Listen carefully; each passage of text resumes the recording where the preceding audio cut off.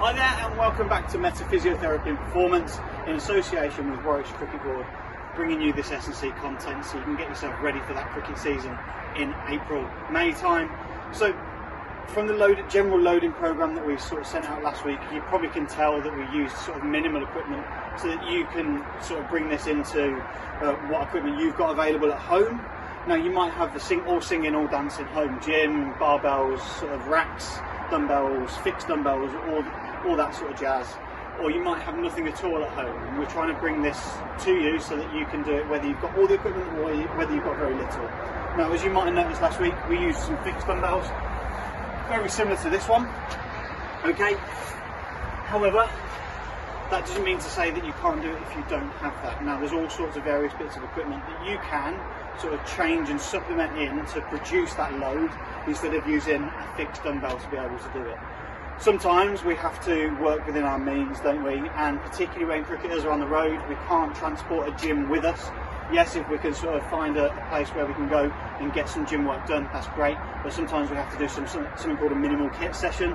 And that might mean that while gyms are closed, you have to kind of do some minimal kit sessions at the moment in order to try and get some of that load in there to be able to get that strength, power, sort of conditioning profile to help yourself get ready for that cricket season in May. So we've got to be nothing but adaptable.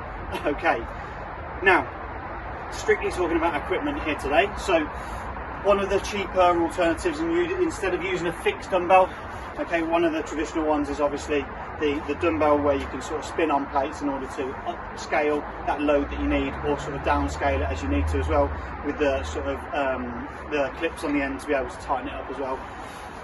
Really good for being able to scale it up and scale it down, like we've just said, okay, and a reasonably cheaper alternative than the fixed dumbbells. Rather than having to have sort of loads of them in a rack, you can obviously have just one and a few plates to be able to kind of scale that up and scale that down, okay.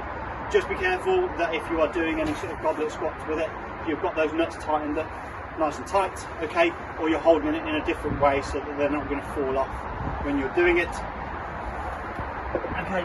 Alternatively, if space for storage of that sort of thing is your issue, you might use something like these in terms of bands that can be safely sort of wrapped up, tucked away somewhere else, and you can change that, so in the sense that you would need to have some kind of fixation point in order to be able to do whatever it is that you're doing. So you do a row, you could then sort of stand on the other end of it, do that shoulder press work, okay, you might do some flies with it as well, whichever it is.